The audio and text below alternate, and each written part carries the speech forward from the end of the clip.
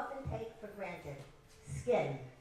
Our skin is the largest organ and deserves the same care and attention that we give the rest of our body. Skin safety is not only about protecting ourselves from the sun and being aware of the changes that could signal skin cancer. It's also about becoming conscious of what we put on our skin every day, from skincare and cosmetics to the many beauty products we use without giving it much thought to what they contain. Beauty and health should go hand in hand. We should want to feel good about the products we use while we are feeling confident that we are making choices that support our health. Sometimes prevention begins with the simplest things. Reading the label, understanding ingredients, protecting our skin from the sun, or paying attention to the change we might otherwise ignore.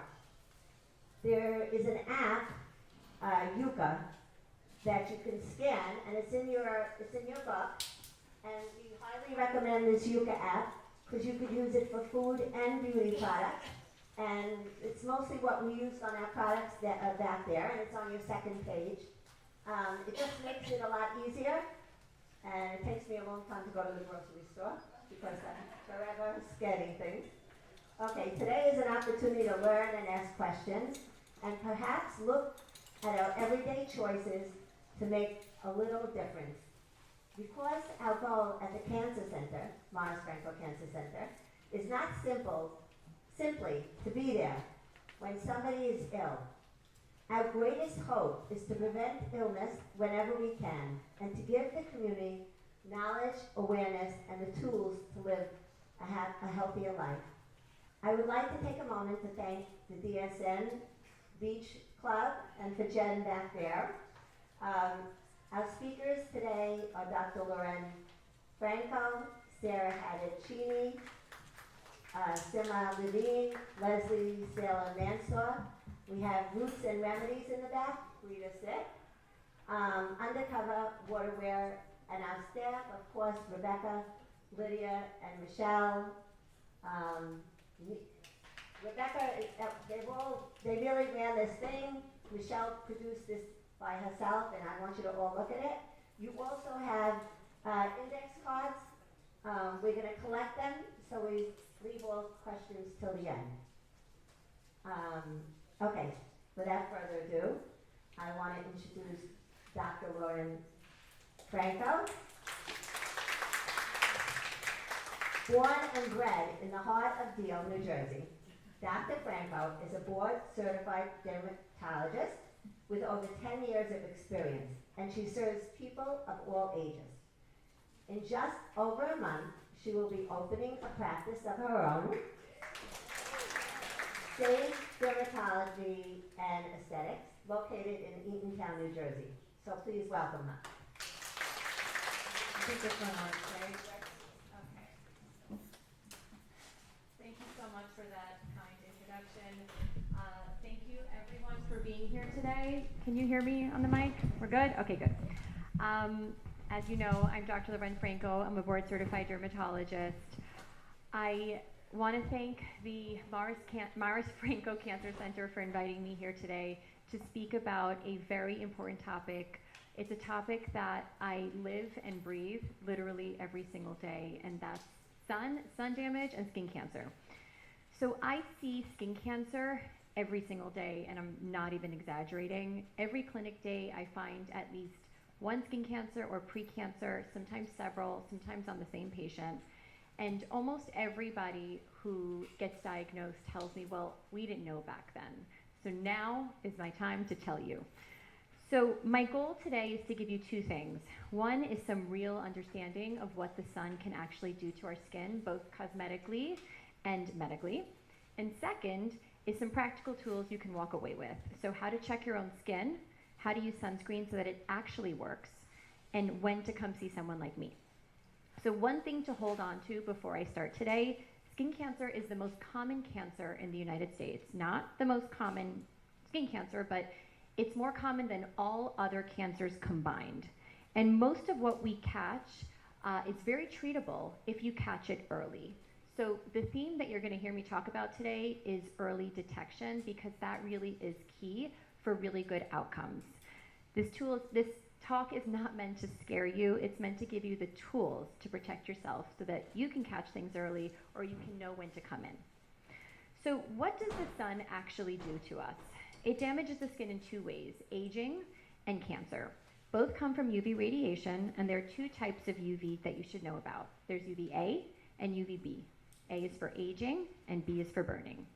So UVA, it makes up most of the UV light, and a fun fact that most people don't know is that about 80 to 90% of the signs of aging that we see on the skin, so that's deep wrinkles, dyspigmentation, changes in texture, saggy skin, is from UVA. So you can demonstrate that by you can look in the mirror, you can look at your face, you can look at your chest, and you can look on your hands. And then you can take a look at the underside of your arm or your backside, which none of you will do today or now, and you'll see the difference. Same body, same life experience, the only difference is sun protection. So the other thing about UVA is that it's around all year long. It comes through the clouds, it comes through the windows. There's a really good picture in the New York Times. It was about 10 years ago, and it was an older gentleman who was a truck driver his entire life.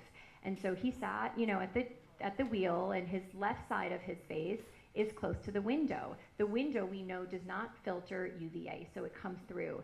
And you can see that the left side of his face is 3 times as old as the right side. You can Google it later, but it's an incredible demonstration of what the sun can actually do to our skin over the years without protection. So UVB it causes sunburn. It's the strongest in the summer and the middle of the day, and it is blocked by window glass. So here's the thing. Both UVA and UVB cause skin cancer. They do it in different ways. Even though UVA is known for aging and UVB is known for burning, that's why when you choose a sunscreen, you want to make sure it's broad spectrum. What that means is it covers both UVA and UVB so that you're protected from both directions. Now, one more thing about how skin cancer works that people don't realize. So there's 2 patterns of sun exposure that you should know about. One is intense, intermittent sun. So think beach vacations, pool days, going on a boat, big bursts of high intensity UV sun, UV light over a short period of time. This kind of exposure, especially when it causes sunburn, is most closely linked to melanoma, which is the most dangerous type of skin cancer, and to some basal cell carcinomas. The second type of sun that most of us don't think about is the cumulative, slow, chronic sun exposure. So think people who work outdoors, gardening, walking the dog every morning, driving with your arm out the window every day, golfing, small amounts of daily UV that add up over decades. So this is the type of sun that causes most squamous cell carcinomas and some basal cells. Both types of sun exposure cause damage, both lead to skin cancer, so your skin really does need protection, whether you're going to the beach or just running errands.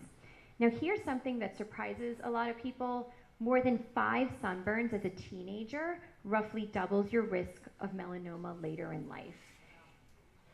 Your skin has a very long memory.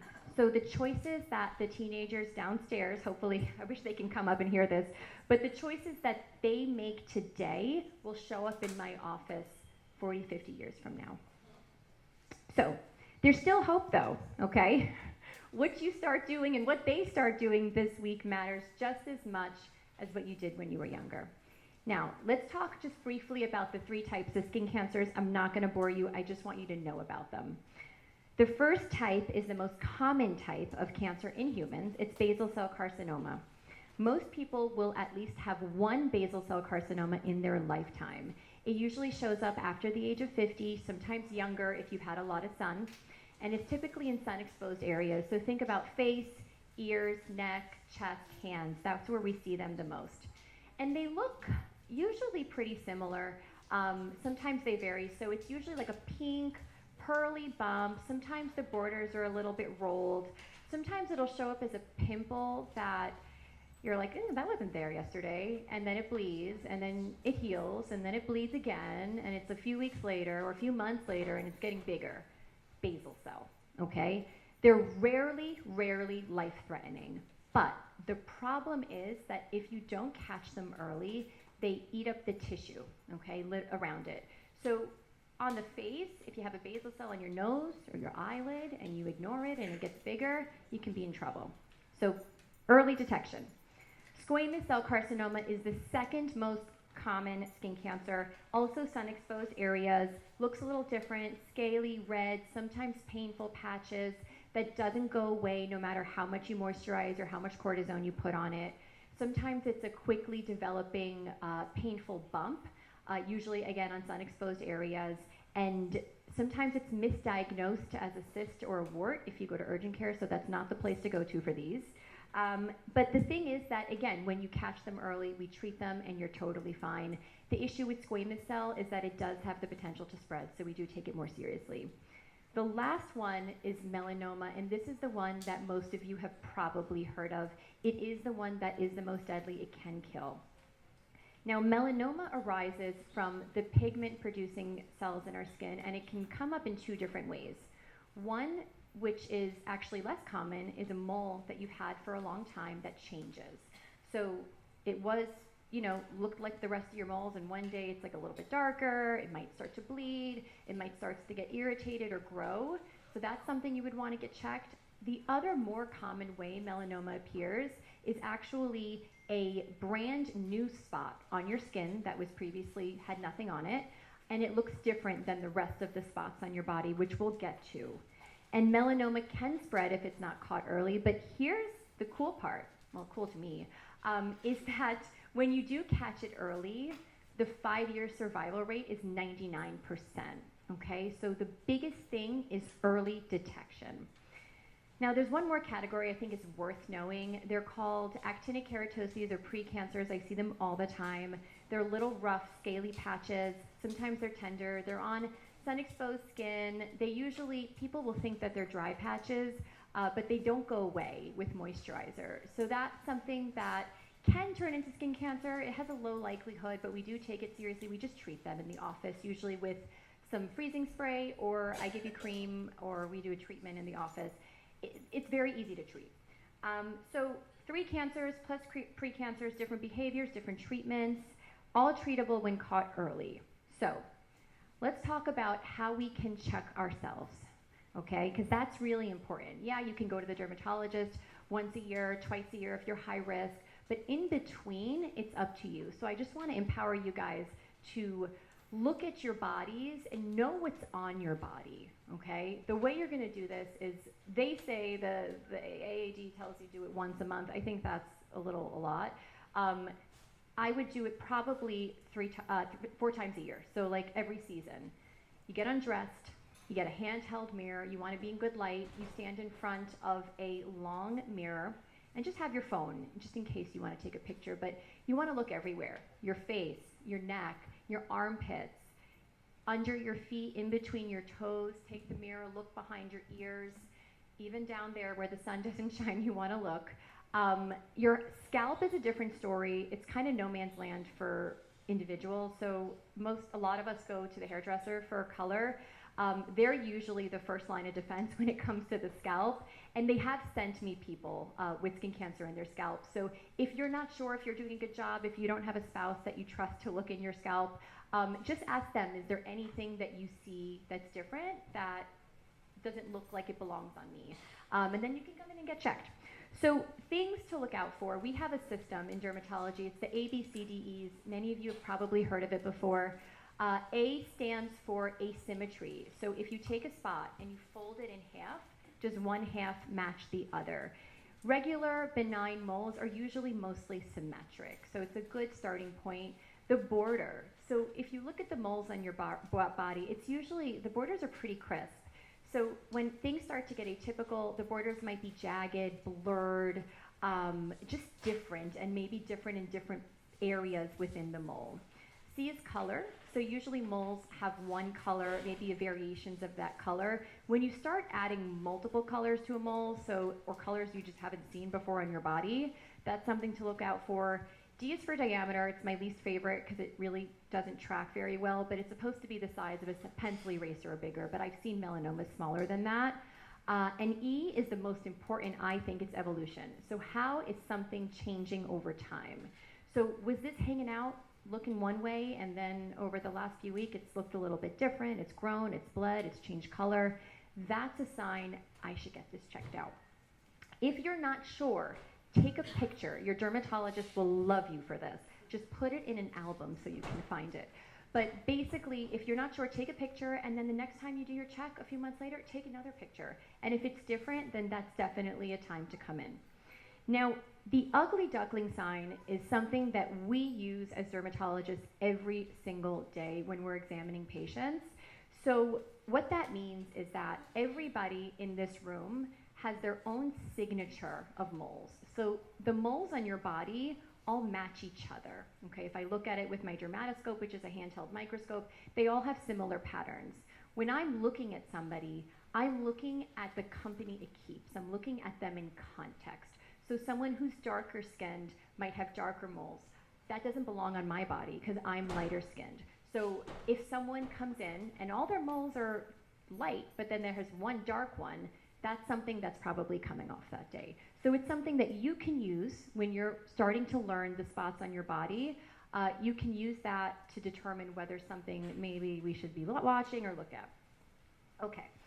Now, if you're not sure about something, my recommendation is don't go to Google or ChatGPT, which is what everyone's using, because they have to tell you that you might have melanoma, okay? And then you're in a panic, and you're writing your will, and you've already gone through the whole situation, and you come in, and most likely, I'm telling you, it's a benign seborrheic keratosis, or it's a benign mole, or it's a blood, you bled into the skin a little bit.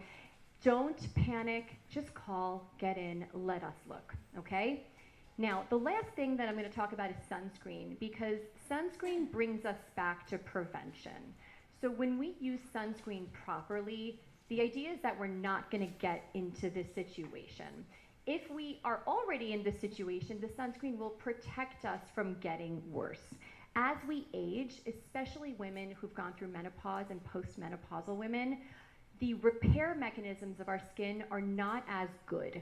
So the same amount of sun that hits a teenager versus someone in their 60s will cause way more damage in the woman in her 60s. And that's because we just don't have it. So we have to be extra careful as we age. Okay, so another thing that I just want to pivot about is that there's not a lot of young people, like younger teenagers in this room, but I do see quite a bit in my practice, and I know many of you have kids and grandkids, so maybe you can send the message. They all love skincare, okay? Even the 10-year-olds are coming in with these huge regimens, and I can have another talk about that. But what I'm finding is that their regimens don't include sunscreen. So they're doing all these serums and toners and creams and massages and peels and whatever else they're doing, but they're not doing the number one thing that is actually going to prevent the signs of aging that they're trying to treat. So that's the message that if you can go home and tell them that, that would be fantastic. Okay, so how much sunscreen do we use? So a teaspoon for your face. So most of us don't have teaspoons in your bathroom. So I just want to show you, where's the sun? Oh, here it is. I just want to show you what that means. So it's about 2 finger lengths worth, okay? That's this. That's how much you need. I'm just gonna rub it on my hands. That's how much you need for your face, your neck, and I usually put the last bit on the tops of my hands. Don't forget your ears. People forget their ears, okay? Now, for the body, this is gonna surprise everybody. You need this much. This is a shot glass. Most people do not use this much, okay? Most people only use a quarter of that much, and those are the people coming into my office tan or sunburned and telling me they wear sunscreen. So we'll talk about how to fix that.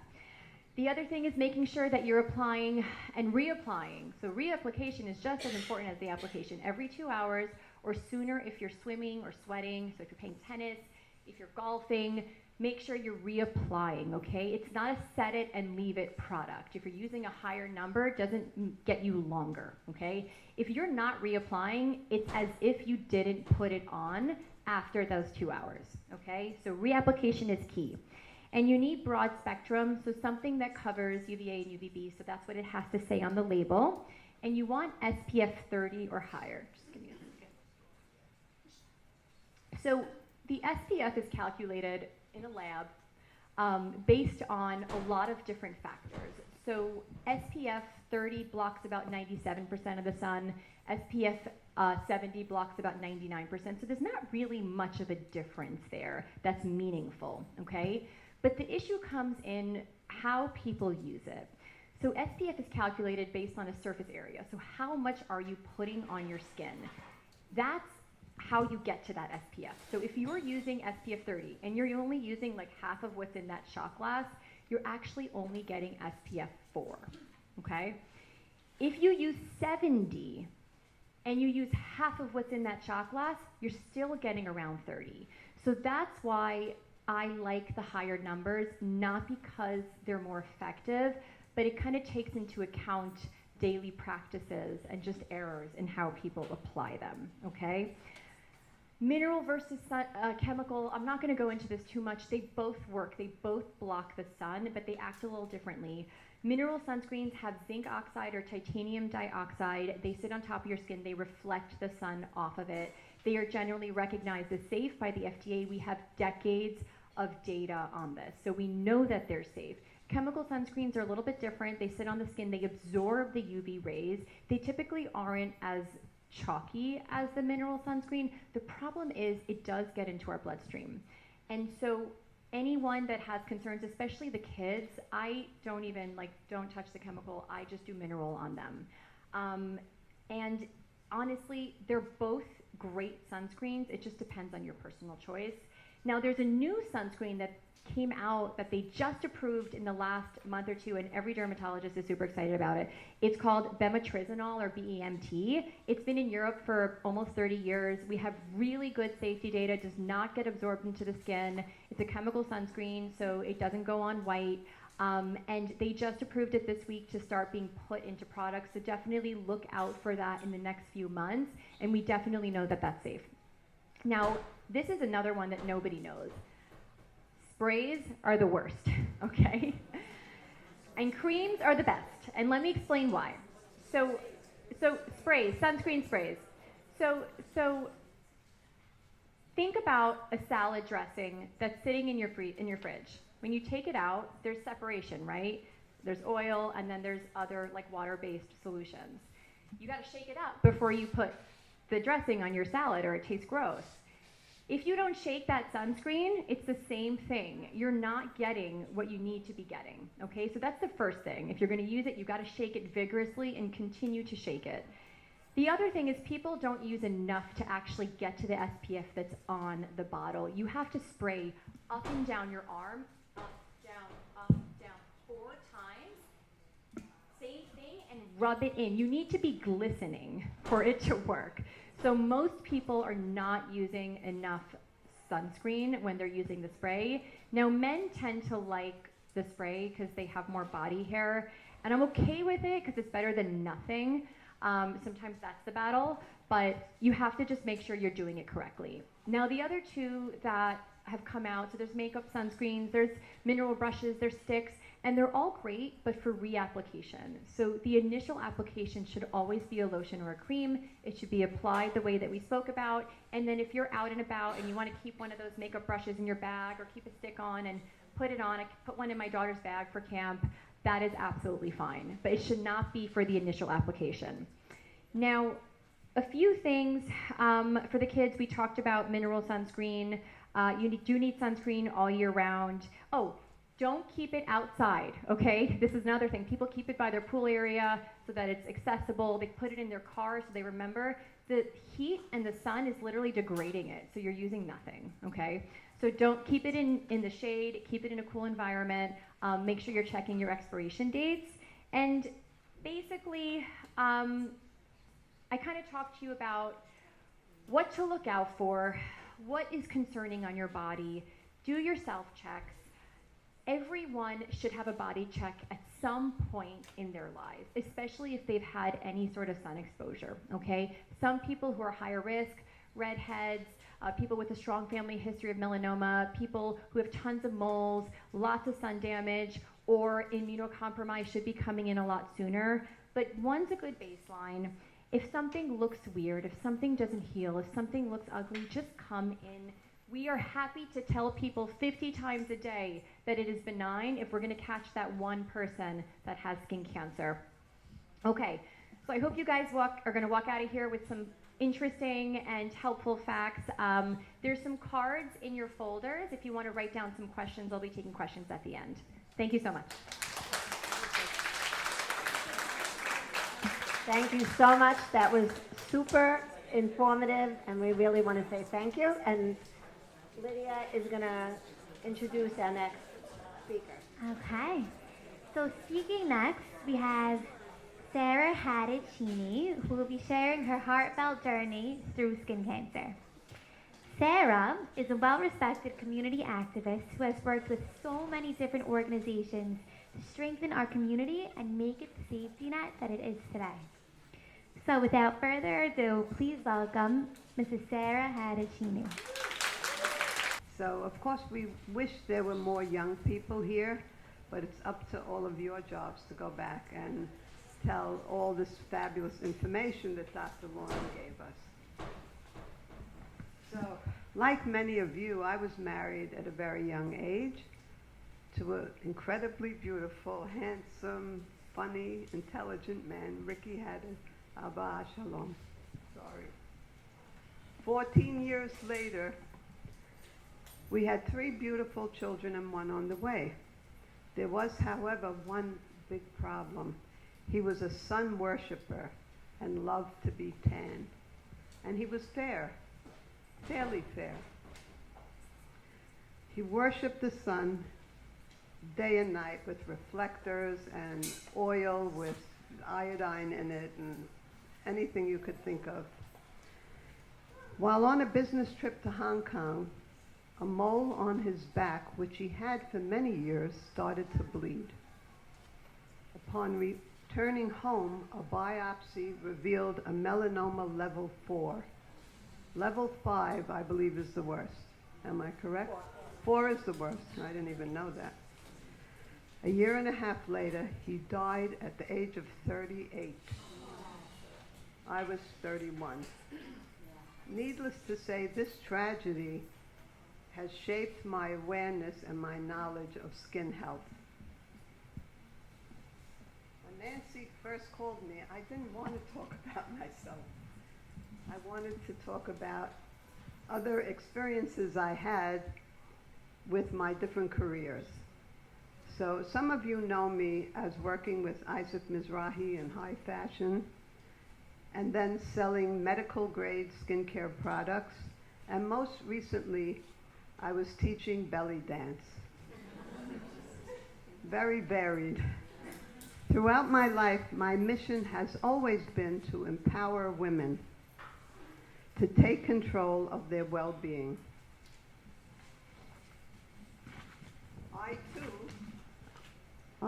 I also had many various skin cancers removed, including melanoma, basal cell, and the others that Dr. Franco mentioned. So because of that, I am considered high risk. And I come from a family of redheads. Some of you know my sister here and my granddaughter. So almost 3 times a year I do get, whoops. Everyone all right? Just a mannequin. Just a mannequin. It's the mannequin.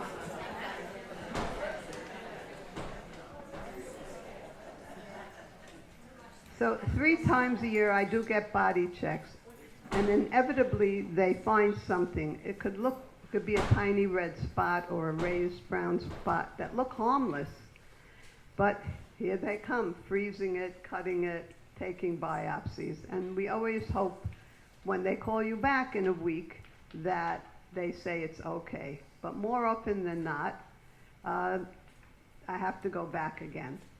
So she mentioned the skin areas that always show the cancers. I'm a golfer, and golf pants are cropped. I have 2 on each of my ankles, basal cells. Just 10 days ago, I had Mohs surgery on my left ankle. Okay, it's a big hole now in my ankle, but that will heal. Of course, the self-checking, as Dr. Franco has mentioned, is very important. But sometimes I look in the mirror and everything looks unusual. It's like, I don't know, what should I worry about?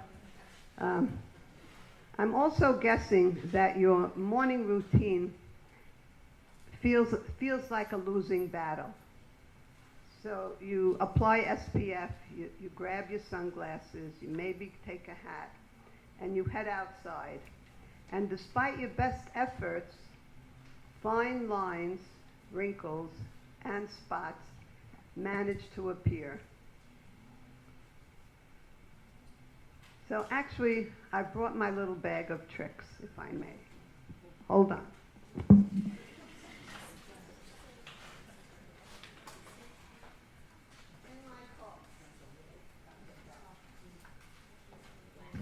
In my car, at all times, I have a visor such as this one. It just clips on. You don't have to put it under your ponytail. It stays in my car, one or two of them. So walking in the parking lot of the stores, you can get sun exposure without even thinking about it. I'll take that off.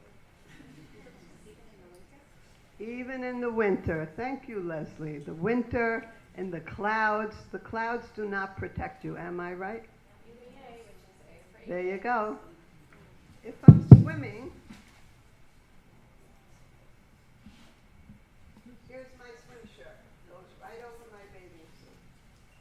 It's thin, it feels good, and it protects.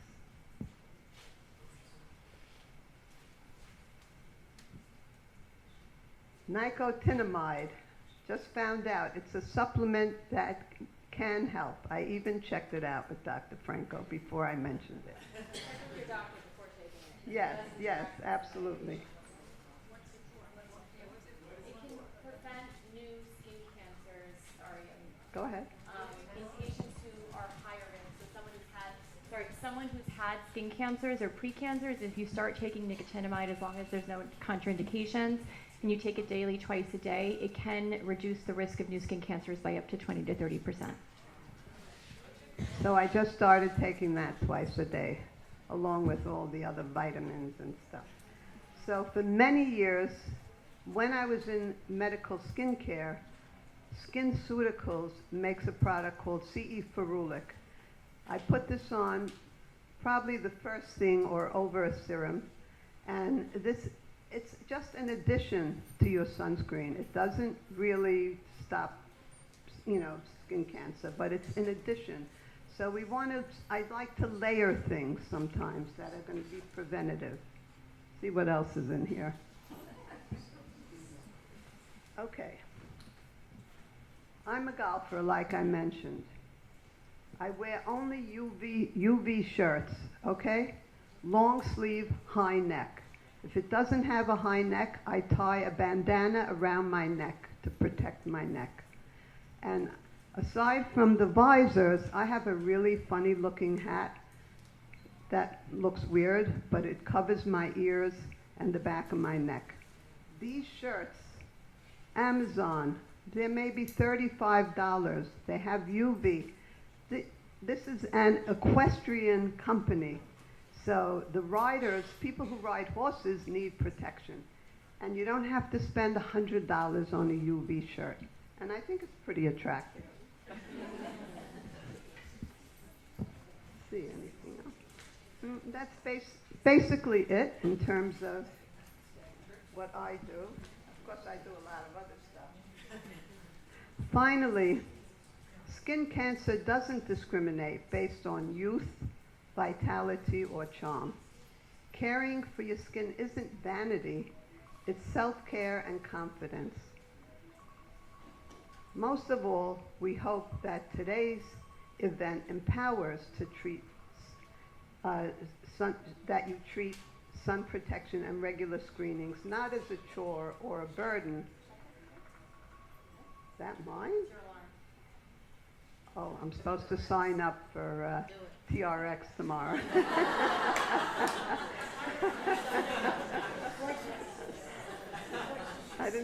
I shut my phone, but I didn't know that the alarm would go off. Okay. So we want, so we want you to treat your screenings and your sun protection as an act of self-love and longevity, because awareness can be life-saving. And thank you very much.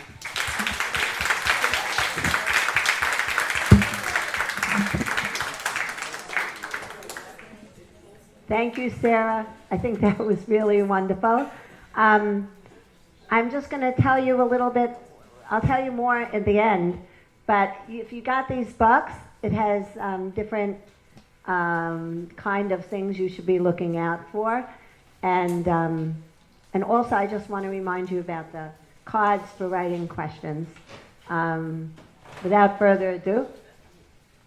Hi, so speaking next, we have Naseema Levine. She is the founder of the Melanoma Awareness Campaign, and she is a huge admirer of not just the Syrian community, but the Mars I. Franco Cancer Center for all that they do. Today, Seema will be sharing a little bit about her husband's experience through skin cancer. So please welcome her. Thank you. So, good morning, good afternoon, and thank you to this audience for coming. You get a round of applause for coming and listening and learning so much. And thank you to the Mars Franco Center for offering me this opportunity and for all their good work, and to the previous speakers for their inspiring messages. And mostly thank you to Hashem for bringing me to this stage to share my message with you. It's short. It's awareness, action, always. You could say AAA. And it comes from my husband's story. You could hear him tell it probably more eloquently than me. If you go to NYU Faces of Cancer, Jeremiah Levine, he presented it about 10 years ago at the Faces of Cancer. And we founded the Melanoma Awareness Campaign after his experience. The swag is in the back. Best would be to empty the table. We've got some drawstring bags. We've got some microfiber cloths. Just clear that table. Anyway, the story goes, about 11 years ago, my husband, an employed physician at NYU, sees on his screen, it says, be a winner. Marketing matters, who wouldn't want to be a winner? And it says if you're one of the first 50 callers, you'll get an appointment for a free cancer screening. Mind you, my husband, other than patient-related emails, deletes most without reading. And he also has insurance, can get a cancer screening appointment at no cost because of insurance. Anyway, but marketing matters. He calls once, twice. The third time he gets through, and he gets a call back. Yes, he's a winner. He could come the next day. It's the dermatology residence fair. Men to line up, women line up, men to the left, women to the right. Flip, flip. Most of them are pretty quick. The resident calls the attending. The attending says you have to go back tomorrow. You'll need a biopsy. He goes back, he gets the biopsy, and he has a full-blown melanoma. And they do the surgery. Thank God, the surgery, the lymph nodes, the whole thing, and thank God he's well 11 years later. The surgeon says to him, thank God you came early. There is a 99% survival rate. The surgeon then says 6 months later, the survival rate would have been 5%. Okay, only 6 months later. His happened to be on the back.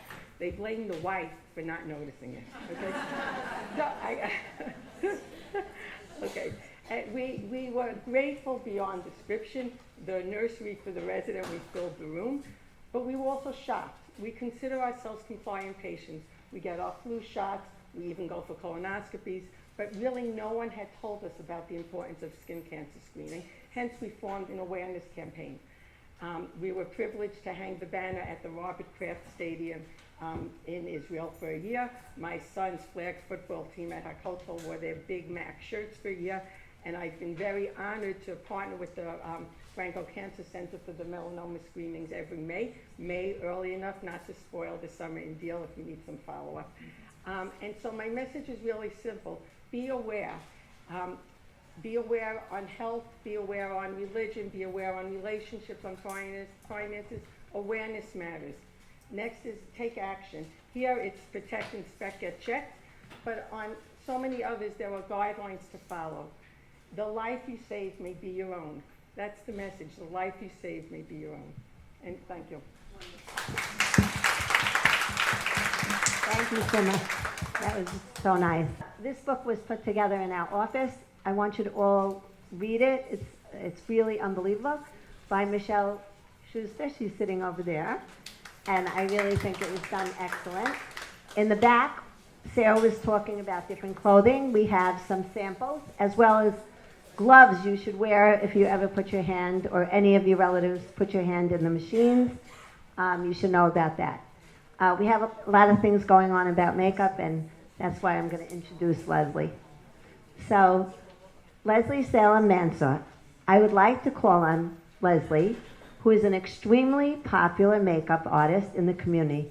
Leslie is very close to us and me, and she does volunteer work for the Cancer Center and does a lot of outreach to help other community members. Leslie.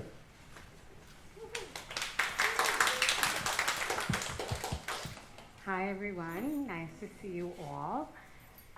So I don't want to take up a lot of everybody's time. I'm going to just discuss a completely different aspect of this whole day, and that's makeup. And, you know, in the last 20 years or so, we've been hearing a lot about clean makeup, healthy makeup. You all listen to it. Yeah, I want to be clean. I want to be healthy. Yeah, okay. I'm going to buy what makes me look good, and I'm not going to give too much thought about that. But if you think about it, there are things you're putting on your skin every single day for years and years and years. And these things are getting absorbed into your bloodstream and into your skin. And crazily enough, there are very, very harmful things in these products that you think are FDA approved. How could they do that to me? They would never put these kind of things, but I am surprised. So you would really be surprised. So I just want to say, you're not going to get rid of everything. I mean, we live in a world where the environment and the food and the additives and the only thing I can say is do your best. Be a little more mindful about what you're buying and putting on your skin. There's an app called Yuka, and this is an app that you could scan the products in Sephora, in Walgreens, wherever you are, and just see what the rating is, how it comes up. You'd be surprised. Some things that I thought would come up that had a lot of fragrance or, you know, I would think would come up terrible did not. And other things that they market themselves as clean and healthy came out terrible. So really, it's in your best interest to download the app and just test the products for yourself. Another thing that the doctor touched on that I want to reiterate is the kids. This is scary. 10-year-olds, 11-year-olds, 12-year-olds, 13-year-olds, they live in Sephora. You ask them what they want for their birthday, all they want is Sephora. They are putting things on their skin. Let me frighten you a little more. As the doctor said, she's not here to frighten, I am. Okay, these things have hormone disruptors in them. Okay.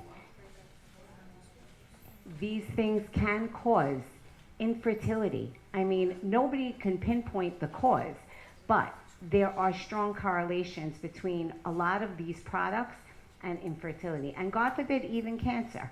So yeah, there's not a straight line. This product causes this product causes that. I'm just telling you, you gotta speak to the kids because it's up to the parents. You wouldn't let your kids at 10 years old get in your car and drive the car. Don't be afraid to be a little more strict with your kids, and it could even be something cool to spread some awareness and get your kid to, you know, tell all the other kids, look, we're not putting this junk on our skin, and let's test it with the Yuka app and make it a whole movement and get them into that. So my area is makeup. So I'll encourage you to come up to the table and just take a look at some of the products that we bought just to show you some examples of clean makeup, and unfortunately some very popular products that came up very bad. So come take a look and have a little discussion, and just keep in mind going forward about how you want to take care of your skin from the inside out, and be very mindful about all these chemicals that are going into your skin and that could, God forbid, cause all kinds of different problems. Okay, that's it. Thank you, Leslie. I just want to tell you that we did a lot of shopping, a lot in Sephora and even the drugstores. And we wanted to show you that it was pretty easy to find this stuff. We weren't expecting it to be that easy, but we went into Sephora and we kind of broke it down a little bit. Like the Korean makeups are really doing very well. We showed some serums, some actual makeup, and you'd be surprised what's good and what's not, and you'll become your own best, shopper, because you have this app, this Yuka app, which I swear by. I think it's fantastic.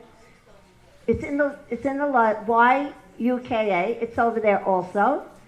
We also put out sunscreens that have better ingredients than some others, and again, they are very available and definitely should be used on kids for sure. And so we want you to, please, Leslie will be back there and you'll just see you can sample. Of course, there's many more than that, but, and then we have the clothing. So I'm going to open it up to questions. Yeah, wait. So we really want the postcards. If you write the postcard, we'll collect them. While we're waiting for the postcards to come up, something a trend that I've been noticing with a lot of my younger patients, both in the office and on social media, is they're all tan. They're all checking the UV index and they're all baking their skin to get tan when the UV index is high. The UV index is a measure of how quickly the sun can burn your skin. So when it's a UV index of 8, it's like, don't be outside for so long and definitely wear protection, and they're literally baking. And it's a concerning trend because we know 5 sunburns in teenage years can double your risk of melanoma. We know that the skin has a long memory, but kids don't think that way, They're going to the tanning salons. People get more skin cancer from tanning salons than lung cancer from smoking. It's unbelievable. So it's our job as parents, as educators, as friends, as whatever, to try and educate our younger generation the best way we can. And stay off of the UV, and it's crazy, it's crazy. Okay, before we start the questions, I just wanted to mention one other thing. We have in the back, it's a UV camera, and you can put it on any iPad or laptop, and it will look at your skin. First of all, it could look for trouble spots that could be, coming out, but also it's very good to see how you applied your sunscreen, because we all miss spots, and it's good to look at the children and see where you might have missed. So that's in the back, and you can try it. You can look at it, and you can try some of our sunscreen on and see what you think. Okay. Okay, so I'm just going to go through some of these questions. I think that a lot of these are things that probably many of you were thinking about. So regular clothing versus UPF clothing, really good question. A white shirt is not enough for sunscreen. I've seen patients that are on medications that make them sensitive to the sun, and they wear white shirts and they get sunburned through their shirts. UPF is made by a special ingredient. Basically, it's a special way that they make it that really blocks the sun. I like it because you don't have to reapply it. You put it on and you're done. My kids get UPF shirts all the time. So yeah, it's not enough. The men, I always tell them, they always put a hat on. They think they're good. UPF hat, okay? Make sure they put sunscreen on their ears. Okay, so toxic ingredient in sunblock causes skin cancer. That is false, okay? That is fake news. There is a lot of misinformation out there. I see another alarming trend of young moms in this community not putting sunscreen on their kids because they think that they're making the right choice because of the chemicals.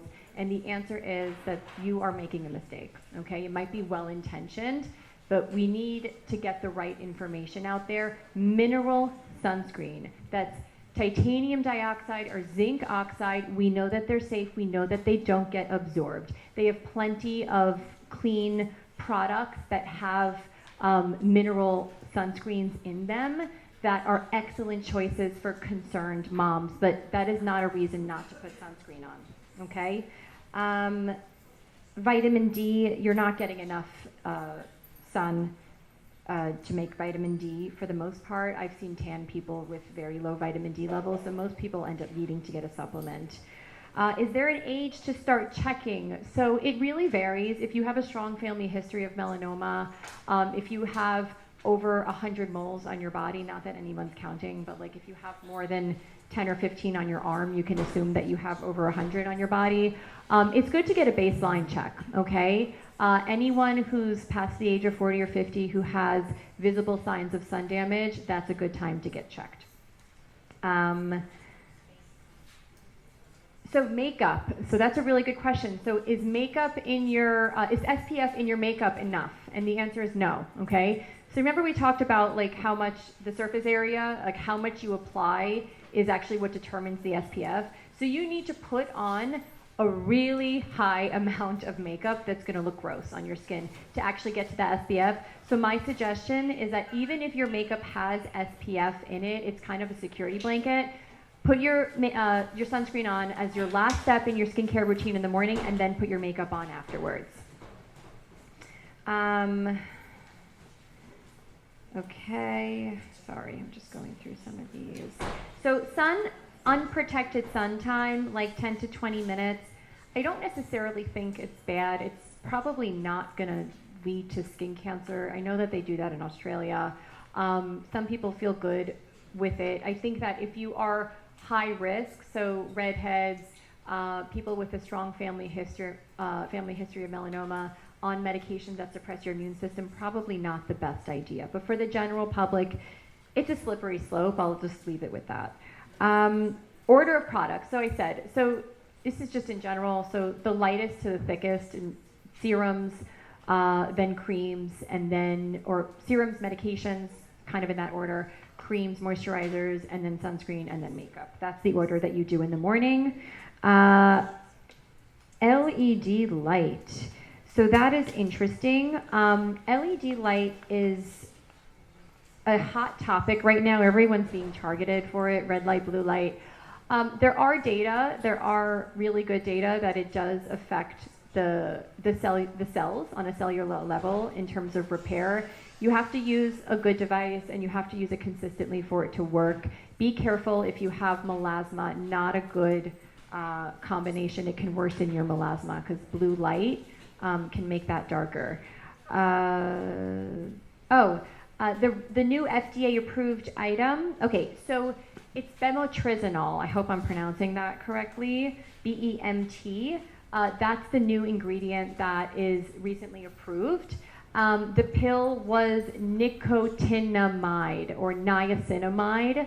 It's something that you should talk to your dermatologist about because there are certain interactions with certain medications that you should be aware of, so I don't just give a blanket, everybody take it. There is a really cool supplement as a side note. It's called Polypodium leucotomos. There's a bunch of companies that make it.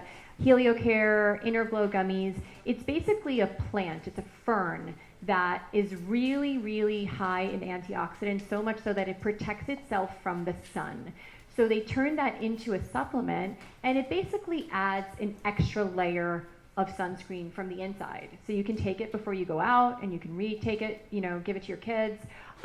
It's really safe, and it can be effective, but it's not a replacement for sunscreen. It's just something extra. So it's either HelioCare or the Inner Glow gummies. I'm pretty sure they're kosher. I think I checked once. Yeah. And then I think that essential products that you need on a daily basis, it really depends on your needs, but I think that most people should be using some sort of vitamin C serum if your skin can tolerate it. Some people have very sensitive skin and they just can't. So like if you have rosacea, just be careful with any new products. Or if you have a lot of contact allergies.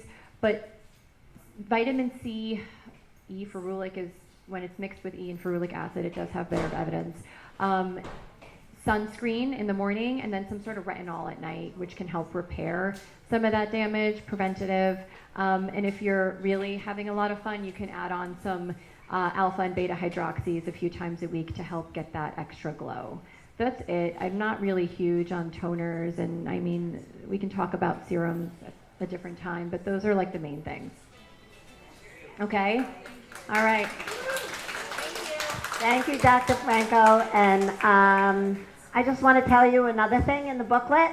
We try to put most of the items we have on the table in the booklet, and they have the Yucca scores, but you can circle what you like over there. You can try some products, and you can write on this if you see something that isn't in here.